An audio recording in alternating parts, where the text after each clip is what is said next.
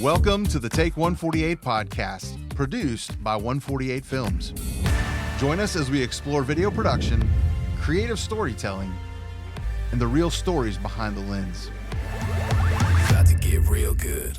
Well, Blake, welcome to the podcast, man. Thanks. Glad to be here. Absolutely. Excited. It's been a long time coming. So we started working together even before the studio that we're sitting in was built. Yeah. So it's been pretty wild journey. Been January 2024. I think it was your first or second week at 148. Yeah. Yep, absolutely. Yeah. In a boot. Yep. On set. Yep, there we go. Yep. That was fun. Lunch at a Mexican restaurant. Yep. All the fun stuff. Yeah. We got thrown into it and it was a blast. For sure. Yeah. All right. So I understand you've done some pre-production homework on the podcast. Yep. Listened to some episodes, tried to just understand what I was getting into. Okay. So. And you still showed up. So Yeah.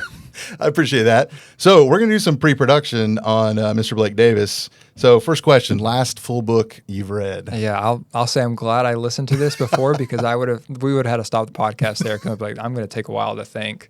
But in a small group I'm in, we just went through Emotionally Healthy Spirituality. And so that was the last one that I got through in completion. On my own, there's been a lot of books that I've gotten to maybe 70% or 60%, but on my own, I don't know the last time I finished a book fully, but we just finished that not too long ago. So sometimes it helps just to have a group to go through something together and get feedback on. So that's great. Favorite road trip gas station snack? So got to get a body armor, strawberry banana for the hydration. Okay. And then usually some kind of Doritos. I kind of go back and forth between nacho cheese and Cool Ranch.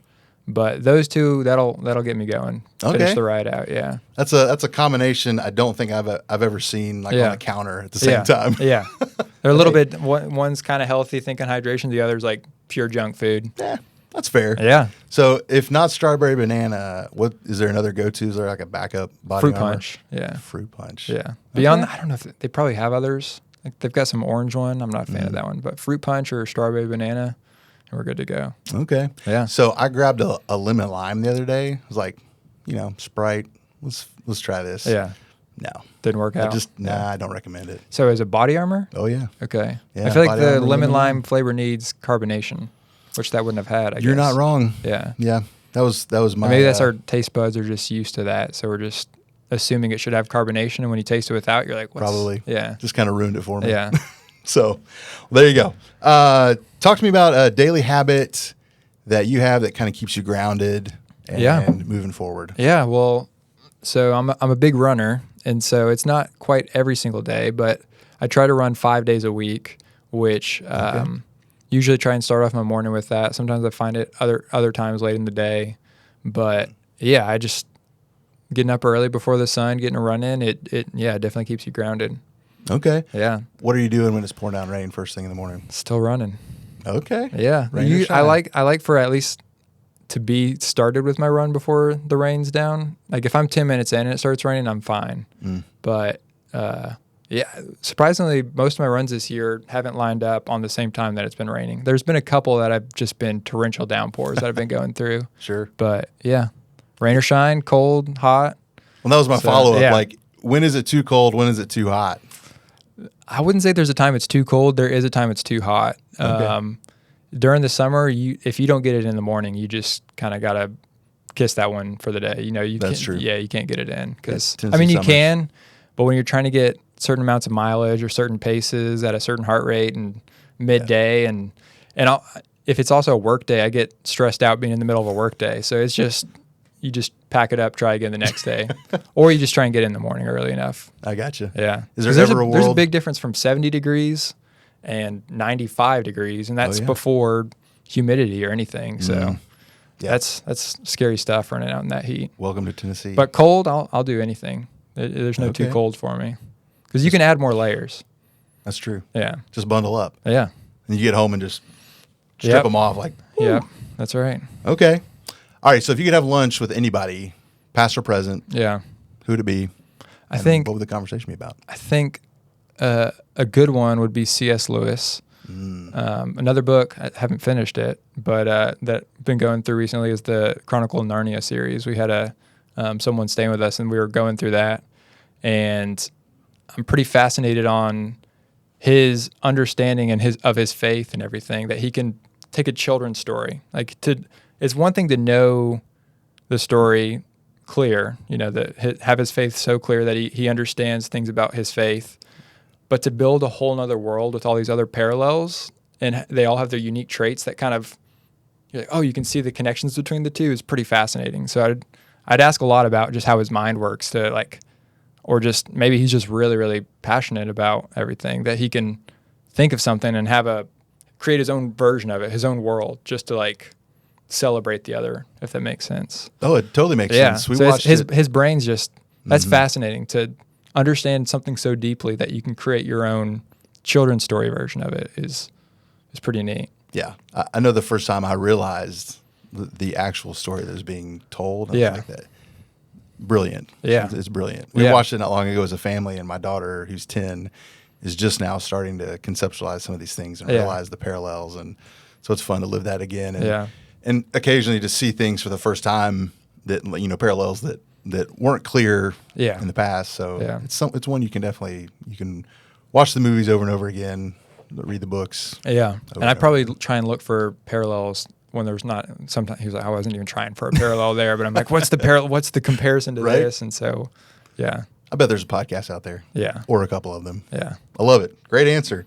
Tell me something that people might be surprised to know about Blake Davis. Yeah. I think it depends on how well you know me. I'd say the cheat sheet to get to know me, and it's funny, just in our time today, we've kind of covered some of this. Really into coffee, really into running, and really into college football. So if we're just meeting and you want to drop something, if you want to get the conversation going, mention any of those three, and we can go for hours. The only thing we haven't talked about yet is college football, but we'll just leave that one alone. Yeah. All right, let's go all the way back to the beginning. Give me your origin story. Where'd you grow up? What did family life look like? So I was born in Nashville, but quickly moved to Clarksville. Grew up in Clarksville, Tennessee, which is about 40 minutes from Nashville. Not necessarily a suburb of Nashville. It's definitely its own city. It's got an Army base, Fort Campbell. Oh, yeah. And so it's definitely an Army town, but a lot of people commute to Nashville it's got its own thing going on. But so from 2 to 18 or 17, actually, I went to school when I was 17, but from 2 to 17, I lived there and got a lot of family there. I've got 17 cousins. So life was fun growing up. And everyone was local, all 17? Yeah, or in Nashville. Okay. So yeah, and on my mom's side, we've got some cousins that were in Kansas, but on my dad's side, all were Clarksville or Nashville. Wow. So holidays were a blast. I bet. Yeah. I bet. But yeah, so lived in Clarksville, grew up there, great place to grow up, and then came to UTC and have stuck around ever since. Okay. So growing up, would you have been out on the baseball field? Would you have been deep in music? What were the things that grabbed your attention as a kid? I played a lot of sports. I never found my sport fully. I was never the worst, but I definitely was never the best. I played soccer. I played baseball. I played basketball. My sixth grade year, I made the basketball team. Totally just fluked. I just bamboozled everybody. I had the two best days of my life ever playing basketball during tryouts. Nice. And I made the team, and then quickly realized I think the coach was like, he had a Linsanity run at the tryouts because he is not the real deal. And it's bad when a sixth grader doesn't make it the seventh grade year because they're like, wow. So I say all that. It's funny because I shouldn't have made the team that year, and I did. So, but a lot of sports growing up. I finally found my thing when I started running in high school. But did a lot of sports growing up, and then just spent a lot of time with friends. Had a good friend group that we were always up to something. So pretty big assortment of interest and things getting into. It's funny with the industry that we're in. People would assume, oh, you're a big movies guy. I grew up loving movies. Not at all. I haven't seen majority of the classics. I'm doing my homework and my due diligence now to kind of backtrack. But sure. I mean, I haven't seen so many of the classics. It's bad. Hey, you've got time. Yeah. And the internet. Yeah, so that's right.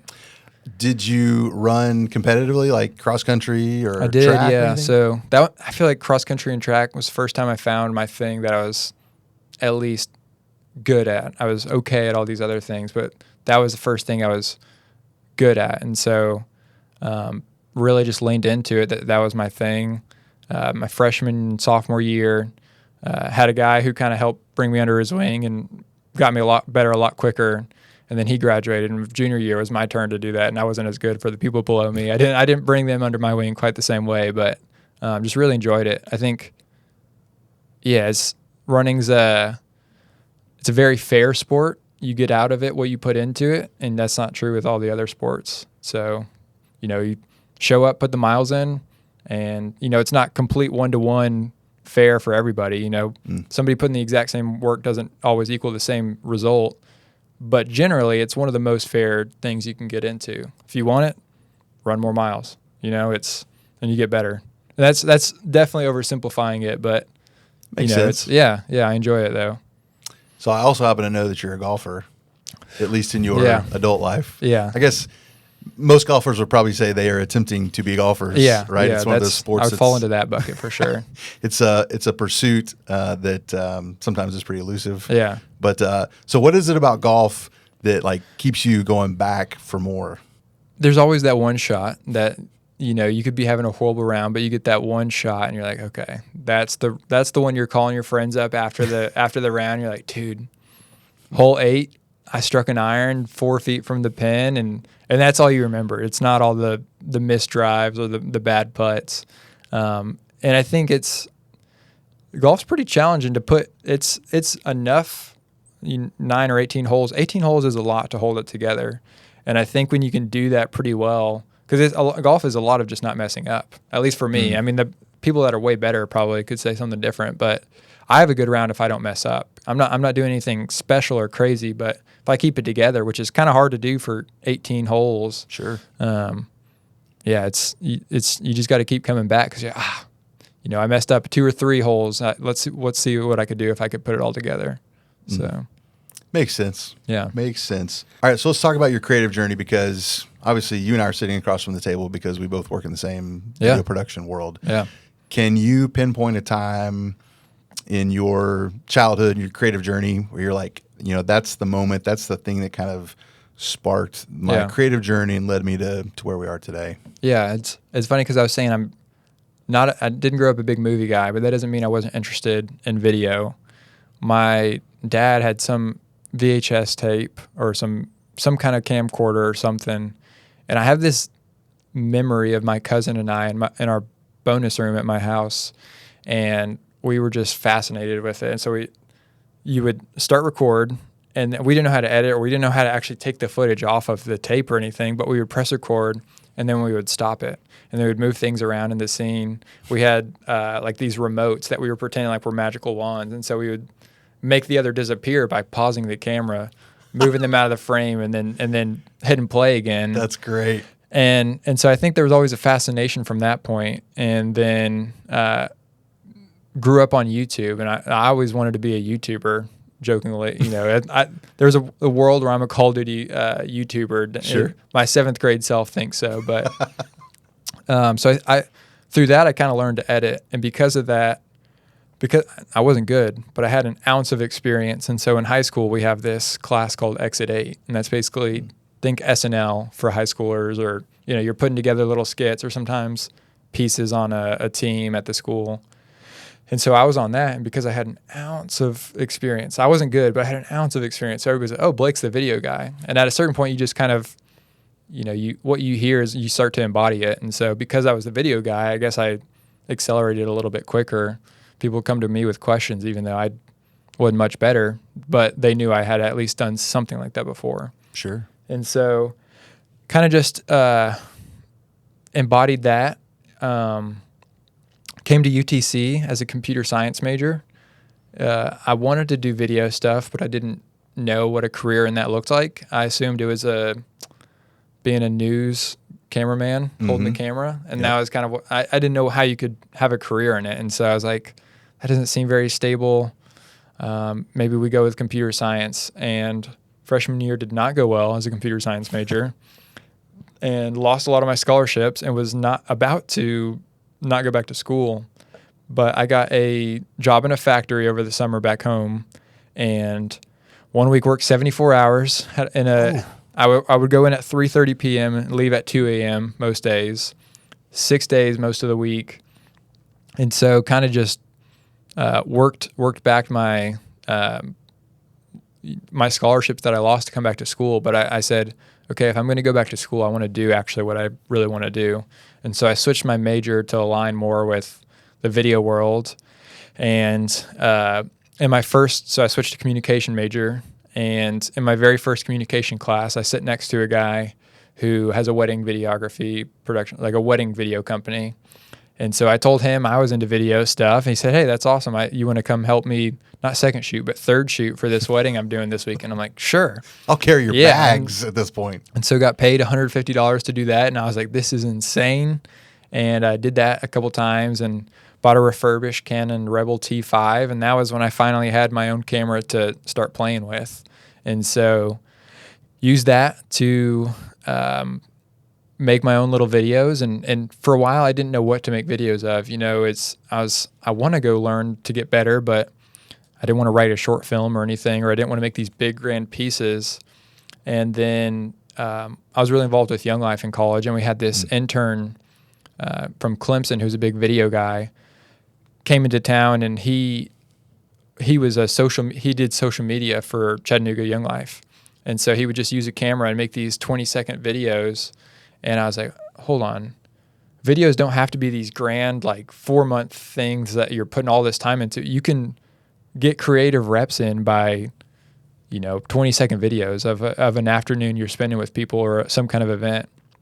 And so I kind of used that model.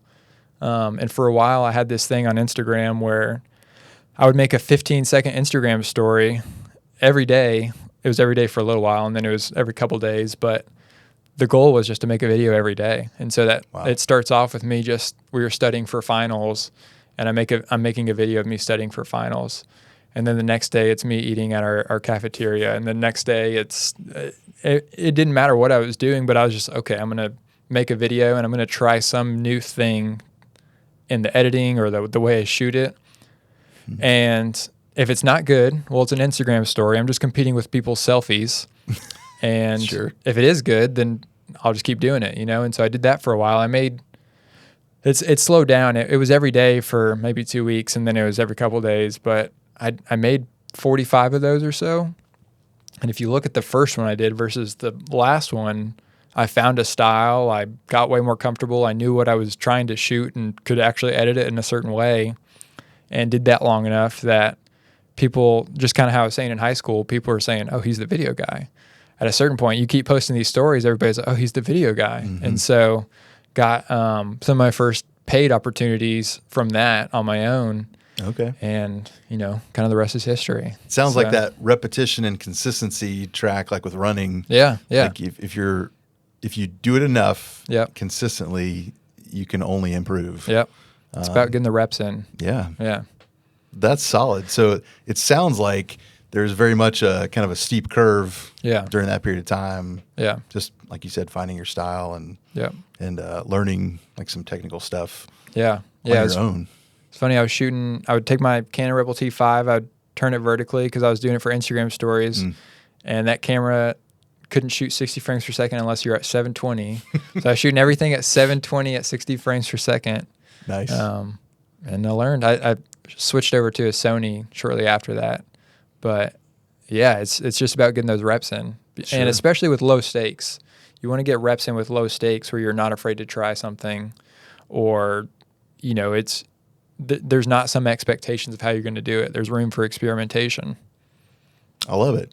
All right, so you kind of led with kind of my next question. So we know you're a Sony guy. Yeah. We happen to be a Canon house. Yeah. So talk to me about, when you're camera shopping and you're looking at specs, what led you to the world of Sony, and what should people be looking at when they're shopping a camera? Well, I think nowadays almost every camera's good. I think we've crossed into the threshold where if a camera can shoot 422 10-bit, and then you're mostly good, and log, then it really doesn't matter with what brand. I mean, others are going to suit other people's taste or shooting styles a little bit better. But yeah, I was shooting on Canon and went into Best Buy after saving up some money. I'd been doing these Instagram stories for a little while, And that same guy I was talking about, Daniel, the guy who kind of inspired me to make these short little things on Instagram. I walked into Best Buy planning on buying a Canon 80D. Okay. And I kind of did one of those things. I was strolling around the store and I just wasting time because Daniel was telling me to get the Sony a6500. And the 80D I was getting only because Casey Neistat used it. This a6500 shot 120 frames per second. And I was using slow-mo so much in all of my pieces I was making. And I was like, well, maybe I should go with the one that can do 120 frames per second because the other one couldn't. And now I don't use slow-mo very often, but at the time I was like, slow-mo is king. You know, if you don't have high frame rate, then what are you doing? And so left there with the a6500, and then I've just been in the ecosystem ever since. Learned on that and knew the a7S II was a really good camera, but I just wanted to keep holding off until the a7S III came out. And so eventually the a7S III came out and bought that camera, and that was one of the most successful cameras. It's now the FX3 is what people would consider the a7S III. When the a7S III came out, the FX3 didn't exist, but they're more or less same sensor, pretty similar use case, and learned everything I know from a professional commercial standpoint on the a7S III, and it was easy to just shoot on or switch over to the FX6 once I needed an upgrade. Same sensor, a lot of similarities, but allows me to do a little bit more than what I can do on the a7S III from a commercial standpoint. When you're asking more of your camera to send feed, to get more audio, to power other things, the FX6 was just the next step. And obviously, you're a fan of Sony glass. You know, it's funny. Or do you have a mixed bag? I probably should care about glass more than I do. Every once in a while, I'll switch it up and rent a lens or run some cine lenses. I shot a project not too long ago on some anamorphic lenses. That was really fun. But the truth be told is I've got a 24-70 that I bought 5 years ago that doesn't really come off my camera. It's the same one. Hey, you heard it here first, folks. Yeah, I 95% of my work is shot on that lens. Okay. And I use 16-35 every once in a while. There's a scary amount of my portfolio is done on that 24-70. I mean, it just works. So we were talking about this just the other day here with the team, like the idea that like there's nuances in glass. Like you look at, cinema formatted glass, like you can see color and clarity differences. But at the end of the day, and you may or may not agree with this, but it seems to me like there's enough you can do in post with grading and everything else that you can just about get exactly what you're looking for out of that image, assuming it's sharp and all the characteristics of the lens, short of color, is giving you what you want. Like there's so much nuance. Now, I'd say for the most part, give me the counter argument to that. I think there's just a big difference in, even just shooting on primes and whatnot. I mean, if you leave a prime on, that changes. If you're not happy with the composition, you're walking forwards or backwards. Sure. Whereas a 24-70, you've got two answers to that solution. You might be walking forwards, backwards, or zooming in. Mm-hmm. And that completely changes that shot. Is it a shot where you want to show off more of the scene and you're losing that by, I think lenses can look, I think if you want to make the argument, a Canon 24-70 or a Sony 24-70, sure, that's true. But I think when you introduce cine lenses, there's tiny little characteristics, or even just the fact that it is a prime, that it changes the way you shoot. Whether it's you're more intentional about, because you've got a cine lens and you don't have autofocus, okay, let's really plan out this shot because I need to know how I'm pulling my focus. And even just the act of being more prepared for what the action is happening is changing how you're shooting. And so from an image standpoint, I mean, yeah, if you want to compare brands, but I think it changes how you shoot. So you're getting a totally different image from what's on the other end of the camera, not necessarily from the specs of the camera. For sure. I like it. Yeah. All right, so obviously you're talking really deep in the Canon and lens space now. Yeah. Camera and lens space, excuse me. So tell me about Bloom and where the company originated, what you're doing now, how you like to differentiate yourself in the market. Yeah. So I guess we'll pick up where I left off on the creative story where I finally started getting hired. I guess the very next step was, so my last year of school, I had to do an internship. And so I had a friend, Katie, that was working at a creative agency, and she was a semester ahead of me, and she said, hey, you should intern here. And so I did, and did an internship there, and it was a great experience. Got to be on some cool sets, and I remember being around a red and freaking out. That I thought that was the coolest thing at the time. And then after I graduated, I did a year-long internship with Young Life. And so my role with Young Life, I was a Young Life leader at Chattanooga Christian School. So my role was that, as well as doing photo video for Young Life Chattanooga area as a whole. So kind of that same role that I was talking about, how I got introduced to the Instagram, making these shorter videos from the intern named Daniel. I was kind of doing that same role. And so I did that for the year, and it was great. And then in March 2020, this little thing called COVID happened and kind of just ended that. And so, but all throughout that year, I was doing a little bit of freelance work on the side too. It was pretty flexible. So I just told them, hey, I'm unavailable this day. I'll be working on this set with this person, or I'm getting hired to go do this. But it wasn't a lot of it, but it was a little bit of it. And then after that, I ended up going back to that same creative agency that I interned with my last year, and came on, and we were working remote at the time, and wasn't a ton going on. And then we moved into an office space January of 2021, and that was exciting, and just being around the team and everything, but still pretty limited in my role. And February, or around that same time, I got reached out to about a job from the guy I share a studio space with now, Clay. And he reached out to me on LinkedIn. He said, hey, there's this job if you're interested in applying. And I was like, you know what? This looks like a really good offer. I should at least do my due diligence and go through the interview process. I'm not saying I was really happy with where I was, but I was like, I need to at least, for the sake, I was recently married, been married for a month at the time. So I was like, I need to at least, for the sake of just, for our family, to look at this other offer. So I went through the interview process, got the job, accepted it, and told my boss, and fully was planning on leaving, even though I was happy where I was. And he came back to me saying, what would it take you to stay? And I said, well, I'd like to get a match here, as well as one day off for freelance. Like, a goal of mine is to have my own business one day, or to do this freelance. And I'd love one day a week where I have off just to do my own thing.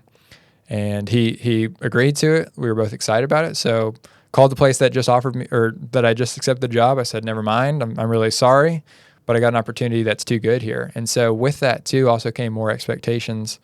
And shortly after that, I got my first big break on a commercial that maybe wasn't quite ready for, but we'll say got called up to the big leagues for it, and just, was really, really happy with how it turned out. Everybody was. It's one of my best pieces of work to this day.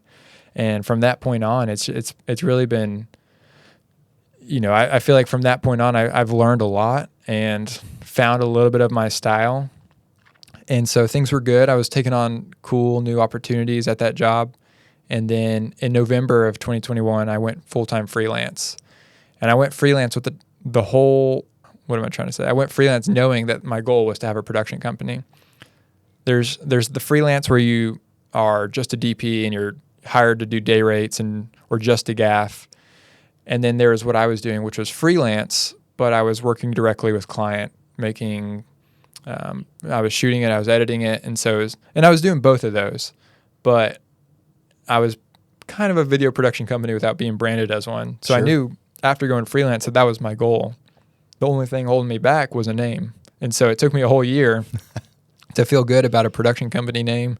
I came up with it in March, and Bloom, so that's the name of the video production company. And I had been sitting knowing that I wanted a name of a production company, and we just got a dog not too long ago, and I'd take him on these walks around our apartment every day, and I would just blurt out random words, and people probably thought I was crazy, but I was just like, what feels right? And so I'd walk by and I'd say something. I'm like, oh, that sounds, I think I like that. And I'm like, no, that's not good. And, or that's cheesy, or that's not good. And it was around March when the trees started blooming. And I said bloom out loud. And I was like, that feels right. And I thought about it. I was like, well, in reality, that's what I'm doing. I mean, I'm not creating these people's stories. So when clients hire me, I'm not telling you, hey, actually, this is your story. What I'm doing is I'm taking what's already been there and I'm giving life to it and I'm making it beautiful. And so I felt like bloom was the perfect encapsulation of what I'm doing, because everybody I work with, they've already got a story. It may not be presentable. It may be that tree that's got no branch or, nothing sprouted on it yet. Well, how do we come in, tell their story, make it beautiful, and give life to it? And so I think the tail end of the question you're asking too is what kind of separates me or some things about it. I feel like I just try my best to make every video feel very human. I feel like sometimes that looks like leaving pauses on an interview for a little bit longer, or getting B-roll that's shot a different way where, sometimes 60 frames per second is a great way to get B-roll to fill up a thing. Well, let's shoot in 24 because we might get audio, and that audio might hear them with an interaction that we're going to weave in there. And and it's hard to point to exactly in my videos, but I do try and a lot of them just make them feel very human, which I think comes through, and I think is kind of correlated to the whole idea of giving life to these stories. For sure. Yeah. Well, I can speak firsthand because we've worked together enough on projects. Like, I know that you're very detail oriented. You're talking about planning out shots, like with lens selection, for example. Yeah. Like, I know that we look extensively at pre-production and planning for what would otherwise seem like very simple sequences of shots, but it's important to get those details just like you intend for them to be for that final product. Yeah. And so the quality is the result, right, of all that intentional planning and that detail-oriented mindset up front. So, and the reality is that half the time it's not even close to what you pictured it. Right. Sometimes you're like, all right, I've got this grand vision of how this is going to turn out. I was on a shoot on Friday, and I was filming this guy going fly fishing, and we went at sunrise, and I just had all my reference frames and everything. I was like, this is how it's going to look. And then the sun just looked completely different, and the fog it still looked awesome. And I'm happy with how it turned out, but I was like, this isn't what I'm planning. So it's funny, you can plan these things out, and then you get to the shoot, and you're like, hold on, there's so many different variables. Even though we tried to account for as many as we could, yep, it's still not looking exactly how I thought it was, but it's still a really good product. And then your experience and your ability to pivot on the fly, pun intended, just gives you the opportunity to create something just as excellent. Yeah. Just completely 180 maybe from what you saw in your mind's eye. Yeah. That's wild. Yeah. All right, so I know you said you'd gotten married, recently after, right after that, first big break or before the... So before that, I was working at the creative agency. That's right.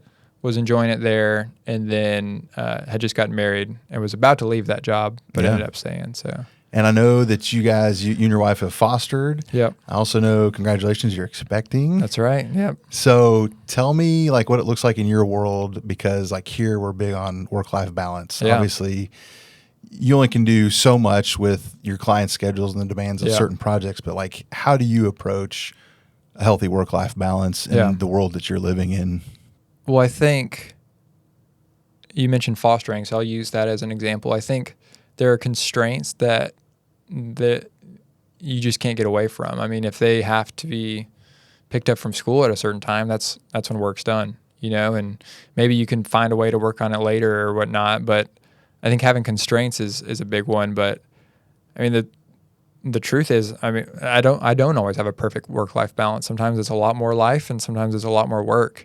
And I think, like you said, we are expecting. So I'm in a little bit of a season of let's take everything I can right now. We're expecting in February, which is usually a little bit slower of a season. Sure. So and I'm trying to find the balance, because also this is my wife and I's this is our last time where it's just the two of us. And so she's in her second trimester right now, and so she's in the peak of we're excited about the pregnancy, but also she's got a little bit more energy. She's not quite third trimester, and she's not the first trimester where she's kind of in the best of both worlds. So trying to find the balance of making sure we can enjoy this time together, just the two of us, but also understanding that, I'm in a job where I don't get paid unless I'm working. And so trying to work as much as I can and Sometimes that looks like taking on jobs that are a little inconvenient and editing a little later than convenient. And then other times it's, hey, because can say yes or no to things, it's just saying no to things. So Yeah, absolutely. yeah. So And it helps when it's something that I really do enjoy too. When I can be really excited about something, it makes those extra things that are a little inconvenient, more worthwhile. It feels a little bit less like work. Yeah. I get paid for it. And I was telling someone too, I think what's fascinating about my role is I'm just as passionate about videography as I am growing a business. And so, or not videography, we'll call it the whole craft. And so I can get really passionate and be like, okay, how do I tell better stories? How do I work on my lighting? How do I work on telling, the whole flow of a film? If I ever get burnt out on that, well, I get to be really, really excited about, okay, well, how do I grow a bigger business? How do I get these clients to, how do I do better marketing? How do I do all these things? When I get really burnt out of that, I get to go to the other. Or if it's neither, then that's when it's probably time for some life balance and just, take a trip with my wife or do something. Sure. So, but I like being able to lean on both of those. When I get burnt out of one, okay, well, let's go scratch the itch of the business side. Well, let's go scratch the itch of this other side. So what itch are you scratching right now in the greater industry of things? Like, I know you do a variety of things, Yeah. DP, grip, gaff. You said that, like, I imagine there's probably some writing going on in there too, like as a one-man band maybe sometimes. But Yeah. so like, what's the part of the business right now that you're really focusing on, or an element of production that's got your attention? Yeah, I think I'll answer an adjacent question that you're not asking, and then I'll answer that. But Okay. I think too, I'm currently in a unique opportunity where, it is just me. We are a production company. We'll hire contractors as needed, but also it is just me. And so sometimes that looks like me just being a freelancer for other people. I mean, I'm here having this podcast with you because of relationships I have with other production companies in town. And so sometimes that looks like either gripping or gaffing or DPing for a 148 project. And so I try not to take myself too serious or assume the role of, oh, I'm only this. Sometimes it's smart to do that, but I'm still in a point too where I'm benefiting from all these relationships I have with people around town and get to be on these other jobs where I'm learning about how they do things. Okay, I'm working with a new gaffer on this job because I'm on this other production company. Oh, that's a really interesting way to light that. I'll keep that in my toolkit. Or with another company that has a really solid workflow, a really solid process of working with a client. I'm like, that's really interesting. And not in a malicious way to take anything. I'm trying to be a sponge, and I'm obviously bringing my gifts and my skill set to these too. So I say all that to say I really do enjoy being a grip or a gaff or a DP or a director or whatever the role calls for. An editor, I get hired for editor quite a bit, but I also try and, when I'm doing those, look around. What's everybody else doing? What are they doing differently than I would? Does that make me think more sure about what I'm doing, or does that make me question, is the way I'm doing it the best way? And so anyways, that's the question you didn't ask, but I wanted to go on that tangent. I think what I'm most excited about right now is I have a love-hate relationship with wide-angle lenses, and I feel like I've found a lot of joy using my 16. I said the 24-70, so many shots on that earlier, but I've been having a lot of joy with my 16 mil and just getting these wide shots with really dynamic movement. And I think a wide-angle shot on its own is not that interesting, but if you introduce these moving elements in it, you get a shot that's not natural for me. It takes me planning or working on trying to get those shots, but I'm really been excited with how those have been turning out. And So do you find yourself just like kind of applying these personal challenges to your growth, and like taking that wide angle challenge and just like, you've got this project coming down the road and you're like, we're going to test drive this new approach on this project. Do you find yourself kind of applying new ideas to projects, or are you kind of test driving things alone on the side? You probably can't afford to do that very often, can you? Usually it's in a project, And I shouldn't say test drive. Right, it makes right. it sound like we don't know what we're doing. Right. But No, applying new I concepts. mean, it's closer to test driving than sometimes we let on. You know, we never tell the clients, but yeah, there's a project where I really wanted to shoot anamorphic. It was a project that wouldn't make sense to shoot anamorphic typically, but I felt with the story we were telling, we wanted it to be different. It wasn't and I feel like that's kind of the approach I take a lot of. Okay, what's the project? What's the story? What's the industry norm? And why should we not do it that way? Sure. And sometimes it's a bad decision. Sometimes it's done a certain way for a reason. Right. But other times, this project, we were really focusing on the people a lot more than the atmosphere. And so in this atmosphere, you would typically be on a wide angle lens and be really steady movement. But we're like, okay, let's scratch that. Let's go handheld and a pretty dirty lens. Because we're focusing on these people, capturing these moments. And so, yeah, I think test driving is somewhat accurate, but it's also, okay, I've done my research on the front end on why this is a good project to test this on or to go with this decision. Sure. Because these reference videos I've watched, they do it this way, and I see how much better that makes the video, so we're going to go with that for this. So Makes sense. Yeah. All right. I love that you talked about like relationships with other filmmakers and production companies and other creative people, because we were talking with the guys not long ago about the idea that we feel like the creative community in Chattanooga is really collaborative in the sense that like people like you and me and the team, and you're working with other directors, producers, DPs in the area. And I think when you look at the Chattanooga market compared to a bigger market like a Nashville or an Atlanta, what do you think? Because you're out there, you're working in the community with other creatives in Chattanooga and beyond. So, like, what do you feel about that kind of collaborative environment? Because I know for us, like we like to think that we are better together than separate. Like we all have skills that we bring to the table and experience that others don't have, and so as a contractor, either way, like we're brought in on a project because we have something to bring to the table. Yeah. And I think at the end of the day, or at least we do, collaboration is helps everybody wins. Exactly. In a collaborative environment. Yeah. I think Chattanooga is a really unique city. It's not a big city, but it's not a small city. And the amount of production work that happens here probably doesn't make sense. And the amount of people that do this kind of work in town doesn't really make sense. And I look around and everybody, wait, you're still working? I'm still working? They're still working? So everybody's got work here. So we're all good, right? Right. And it's interesting because you would think, oh, that's such a small city. There's only so many opportunities for so many people. And I feel like I'm very rarely ever competing against people. And I never try to even have that mindset of I'm competing with these people. But I feel like just practically, I don't run into many scenarios where that's even a chance for it. But like you're saying, I think collaboration it goes a long way. I think collaboration when everybody gives it their all on a project too, not just, and I don't think you find a lot of people in town that are just like, I'm just here for the paycheck, for the day rate. Everybody is like, okay, I'm brought on this project. How can I make it better? And I think everybody gets something out of that contractor that comes into that project. Okay, how can I make this better? They learn something from the other contractor that's trying to make it better.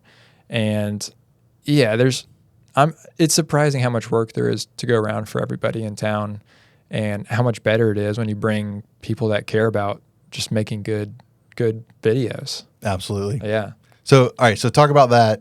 Keep going on that idea, because there's this idea, especially here with 148, of this healthy culture with the team, because, every once in a while you spend a lot of long days together, and those long days are made a lot more bearable when you enjoy working with the company that you're in. So talk about a little bit about the, healthy culture on set, and just how important that is in your world. Yeah. I think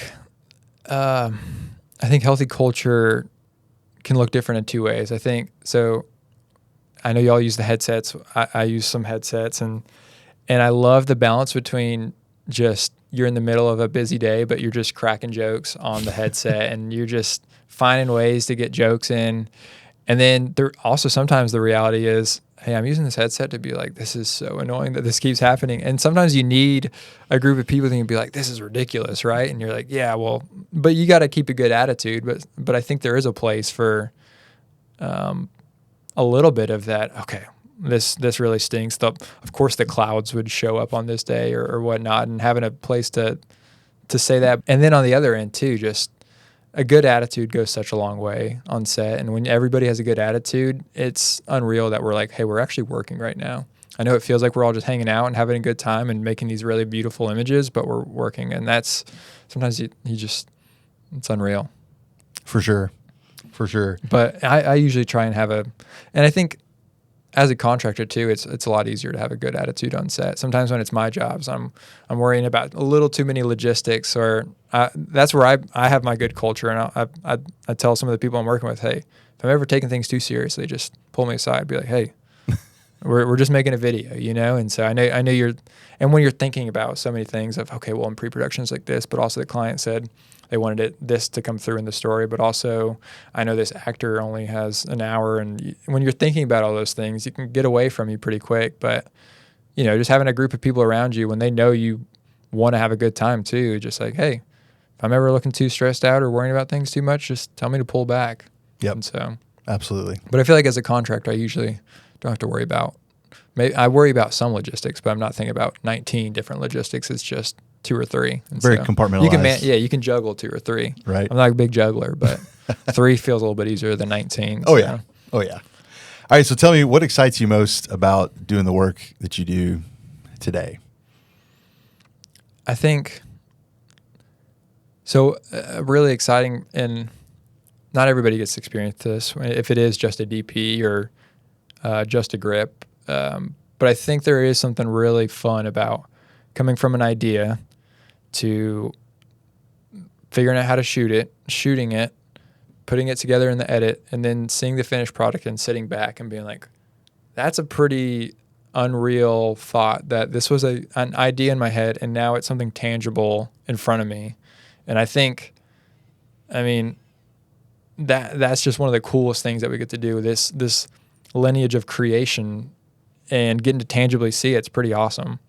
So, I don't know where I was going with that, but it sounds like your golf game, right? Like what you told me about golf. You keep coming back, like in pursuit of the shot. Yeah. In golf, in pursuit of that finished product from an idea, especially when it's a client idea and they come to you and they're like, here's the vision. Yeah. I have no idea how to make this a reality. Yeah. And then you get to kind of walk that journey with them and deliver a final piece. Yeah. And when it's something everybody's really proud of, it's one of the coolest feelings ever.